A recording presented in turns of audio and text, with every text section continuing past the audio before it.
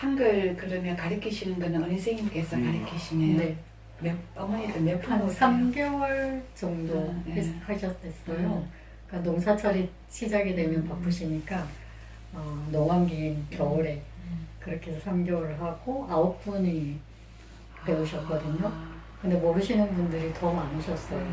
그래서 걸어서 당신이 오실 수 있는 분들은 이제 오셔서 이제 배우시고 그렇게 하셨는데 참 그 열의가 대단하시더라고요.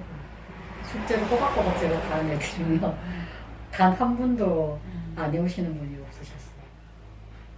얼마나 네. 평생에 한해냈죠. 그때 어머님들 말씀 중에 제일 이제 제가 참 이런 게 정말 불편하셨겠구나라고 이제 진짜 가슴 아팠던 건 어딘가 버스터미널에 이렇게 가서 버스터미널이 어딘지를 찾아야 되는 상황이 있는데 그 글씨를 모르니까 이분한테 묻고 또 가까이 가서 또 묻고 이러면서 찾으셨다는 거예요.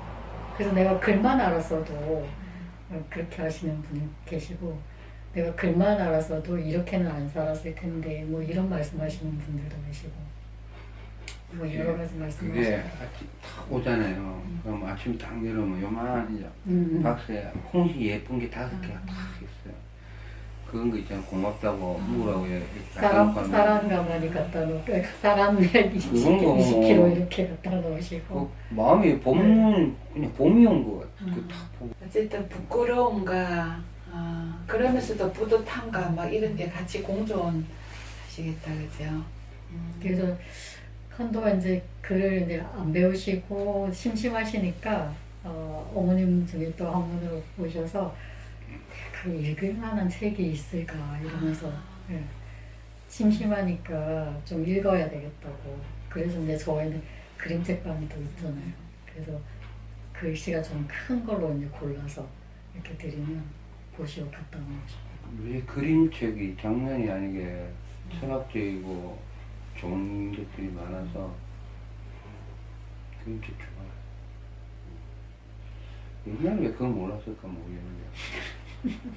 아니 일을 찾으시는 분한테는 이 일거리가 무심하게 막 있는 거잖아요.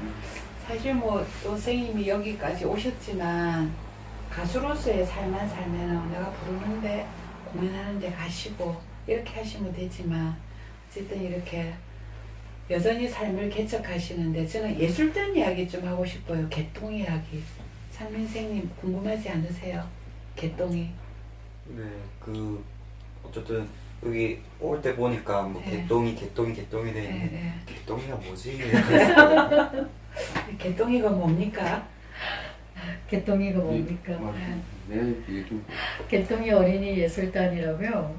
아까도 잠시 이제 이야기가 됐었는데 이창수 씨가 아이들 글에 곡을 이제 붙여주면서 이거를 어떻게 이제 사람들과 공유할까, 아이들과 공유할까를 그 고민을 하다가 이제 결국은 개똥이 어린이 예술단이라고 공연을 하는 친구들을 이제 만든 거예요. 그래서 개똥이 어린이 예술단이 꾸려졌는데 오전에 1시간 연습하고 나머지는 다 놀아요. 마음껏 이제 노는 친구들이고 개똥이라는 것이 반딧불이의 함경도 사투리, 함경도 말 이거든요. 반딧불이 개똥벌레, 개똥이. 개똥이. 이게 있고 또 하나의 의미가 어릴 때 예전에 이제 아이가 태어나면 혹시 이제 신이 시샘을 할까 하늘이 시샘을 할까 일찍 이제 아이들이 많이 죽고 했기 때문에 그때 아주 편안하게 불렀던 게 개똥이었잖아요. 그래서 개똥이 그러니까 이런 의미들을 다 이제 담고 뭐 권정 선생님 강아지 똥 강아지 똥도 있습니다. 의미도 있고. 얘들은 그거를 많이 알기 때문에 네. 강아지 똥전 민들레꽃을 피우는 쓸모가 다 있는 거야. 이렇게 삼촌도 제 처음에 했을 때 애들이 선생님 왜 개똥이가 뭐 싫어하더라고. 그래서 개똥이라고 막 불만을 이렇게 토로하는 친구들도 있었어요. 그래서 이제 이런 설명들을 막 해주면 이해를 하고 그 다음부터 이제 그렇게 묻는 친구는 없는데 다들 지금은 좋아해요 개똥이. 여기 지금 우리 공간도 코딱지 갤러리. 갤러리인데 갤러리. 예. 갤러리는 참 또 이 코딱지와 갤러리가 무르지 않는데 여기가 제가 살고 있는 곳이 네. 40년 전에 어르신들 이곳이고 만든 마을회관인데, 마을회관 소유를 우리가 연세로 빌려 살고 있는데, 이제 새로 지으면서 이게 비어있던, 방치됐던 공간인데, 단열도 안 돼 있고, 그래서 1층이 구조가 방방이, 도대체 여기를 뭘 해야 되지 하다가, 그래, 시골이라고 갤러리 하나 좀 있으면 안 돼? 이 규모를 보니까 너무 작아서, 코딱지 갤러리를 하고, 그다음에 뭐, 근데 이 공간이, 와신 분들 되게 좋아하셔요. 되게 좋아요. 예, 네. 들어와가지고, 여기서 전시하고 싶다고 생각하는 분도 있고, 지금 오늘이 딱 후쿠시마 10주기라서, 우리 장영식 부산의 작가 네. 장영식 선생님이, 10주년 때 일본 직접 가셔가지고 일본 작가분하고 찍은 사진이거든요. 그래서 이게 이제 올해 천천히 선생님 뒤에 글 쓰신 거 있고 생각해보면서 하자고 일본 작가분들하고 16장 이렇게 하고 있고 뭐 나머지 것도 비주류 사진관 친구들이 이렇게 기증해 줘서 여기 와서는 이제 이렇게 막 얘기하고 이런 것보다는 여기 와서 이렇게 우품 생태 보고고 이렇게 얘기를 많이 하는데 이제 보고만 가고 좀 사유하고 이랬으면 좋겠다 싶어서 이렇게 여기 공간을 꾸몄지. 이렇게 주민들이나 지나가시는 여기 관광객들이 들어오기도 하세요. 네. 네. 구경 가고 길 잃어분들이 길 물어잖아요. 우연하게 오셔서 인연이 되시는 분도 종종 있어요. 뭐 길을 물어보신다거나 여기다가 여기가 카페인가 싶어가지고 오시는 분들도 있고 그렇게 이제 인연이 돼서 묵어가시기도 하고 어떨 때는 자전거 여행을 쭉 하시다가 비 때문에 또 저희가 재워드리고 밥 드리고 그렇게 했던 옛날에는 네, 경험이 막 내줬잖아요. 길 가는 거. 제 어릴 때도 기억이 있고 옆 마을에서 놀고 해가 지가지고 집 넘어가야 되면 산 넘어가야 되는데 길에서 이제 지게 끈 할아버지를 만난 거죠. 니 누구? 이렇게 물고 니 집 아들이고 물어보면 뭐 이렇게 얘기를 하면은 그냥 바로 밥을 먹나 이랬는데 밥 먹고 가라 그러지. 처음 먹는데 그거 집에 가서 밥을 먹어. 먹고 가라. 그냥 정말 배 안 고프는 때가 됐는데 제 기억에 그냥 진짜 모르지 그 하루 밥 해가지고 밥 얻어먹고 집에 온 적도 있어요. 그래서 그런 거 아닌가. 이 공간이 그래서 1층은 2층짜리 있는데 2층이 이제 제 작업실하고 사진집이고 1층은 이제 아예 그림책방 하고 방 작은 게 갤러리에서 이렇게 누가 쉬어가든지 공간을 하든지 그런 공간으로 활용하고 있고 마을에 이제 뭐 있으면 뭐 쓰기도 하고 그 다음에 이제 도시에 이제 여러 뭐 제간의 작가들이나 특히 작년에 되게 힘들었잖아요. 배우들이가 그래서 여기서 한 이틀씩 쉬다 가고 하고 해요. 그래서 그런 역할을 해서 참 훌륭하다고 생각해요. 그래서 역시 규모의 문제가 아니더라. 방이 뜨거우면 콸콸 나오고 1층은 뜨거우면 안 나오거든. 겨울에 좀 힘든데 들어오르락 내려야 되는데 방이 이렇게 옛날 이제 방이고 문지방이고 해도 그냥 바닥만 따뜻하니까 충분하더라. 뭐 이런 거라서 불편했다는 소리는 못 들어본 것 같아. 생태 영성 음악제를 만드시게 된 어떤 계기. 계기가 있으신가 해서.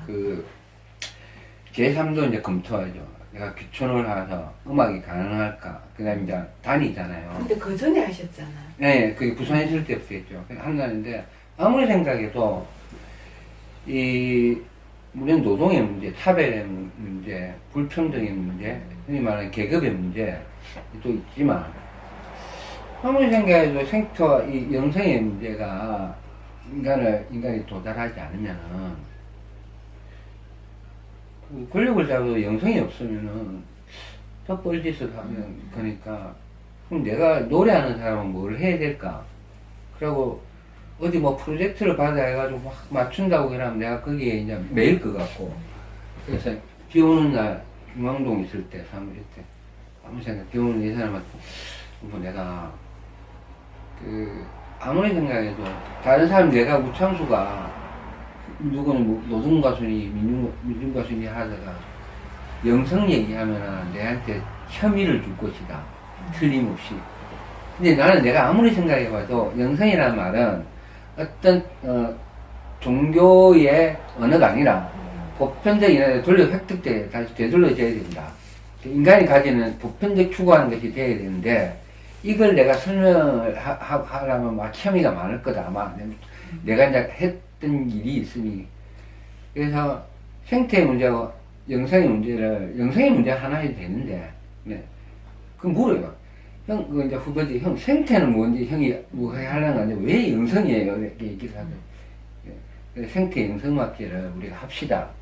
왜냐하면 시작을 해서, 나중에 웰빙처럼 아마 영성도 팔아먹는 사람들이 생길 수도 있을 것이나, 지금도 팔고 있는 사람들은 있어요. 그래요? 하여튼, 그래서 9년 전에, 딱 9년 전에, 예, 이걸 해야 될 것 같아. 근데 우리가 그렇게 뜻이 있는 사람이 작게 시작하더라도, 내가 이래 생각을 해보니까, 첫 해에 한 몇백 빚지겠어. 이 사람, 두 해째는 내가 쌤쌤을 만들어 볼 테니까.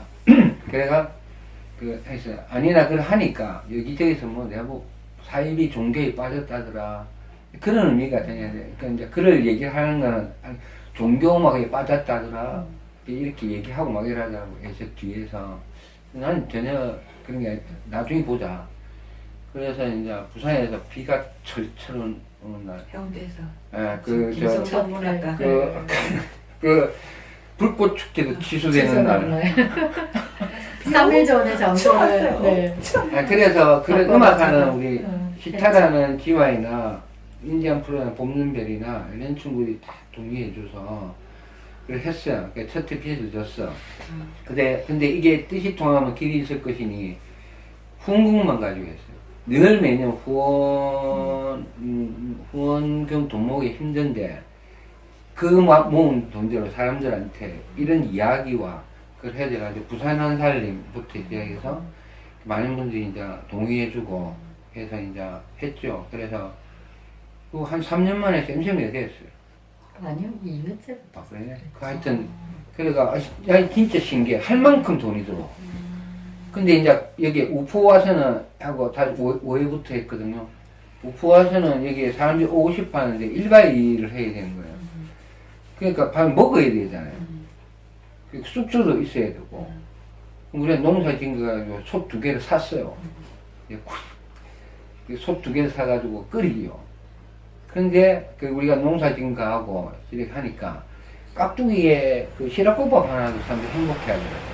엄마들은 더 좋아해. 왜? 여기서 음식을 안 해도 되니까. 공연도 보고. 그 다음에 여기가 공연만 하는 곳이 아니기 때문에 살림이 말씀이라고 어르신들 말씀을 들어요. 그래서 윤구병 선생님도 왔다 가셨고, 최영구 선생님도 왔었고, 그다음에 우리 동네 청별석 선생님도 왔다 가시고, 그래가 말씀을 주시죠. 그래가 하여튼 그 말을 듣기도 하고, 그러다 보니까 이제 주제가 다양하니까 이렇게 했어요. 그래서 3년 전에 이제 여성성, 땅의 복, 이런 것 때문에 이제 엄마의 엄마로부터라는 이름으로 했고, 그 다음에 재작년에 이제 동심받은 아이들의 마음짜리 동심짜리. 작년에 정말 하고 싶었던 게 이제 농사에 또 농부들하고 제대로 이제 이 얘기 기획을 하다가 작년에 이제 이렇게 못 년이 이제 음악 에세이를 이제 만났죠. 그래서 그걸 보는 사람들이 되게 행복하죠. 그것도 이제 제작권을 받아가 8,000km 뛰더라고 내가. 강원도부터 전라도부터 해가지고 하고. 그러니까 이제 몇 달, 2달 인터뷰를 다니고 2달 편집하고 해가지고 유튜브 이제 그러니까 너무 저는 좋아요. 왜냐면 거기 보면은 그 청년농부부터 그 여성농부가 반이 넘어요. 이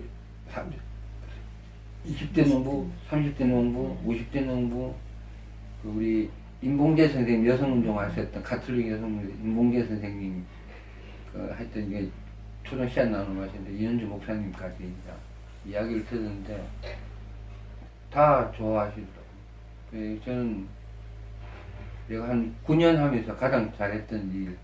아, 그런 걸 조회수 좀 올려야 되겠습니다. 아니 그건 저는 그래서 말을 편집을 하는데 한 분당 적어도 2,000명 1시간 얘기를 듣잖아요. 그럼 이 줄여야 되잖아요. 한계가 있으니까. 아무리 줄여 2시간이 넘는 거야. 그 음악도 넣어야 되고, 음악제인데. 그래서 이제, 음악 넣고, 개똥이도 이제 텃밭 하는 것도 하고, 이제, 농부도 이제 인터뷰하고 하니까 안 되겠고, 1부, 2부로 나눠서. 이거는 그냥 천천히 마음 먹고 봐야 돼. 그러고 조회해서 올리는 거에 별로 저는 관심이 없습니다. 근데 고성에 그 귀산도 있더라고요. 귀어, 귀촌도 있고, 산을 가시는, 산을, 뭐, 조상대들 몇십만 평 있고, 이런 분들이 이제 귀산을 하는 교육이 있더라고요.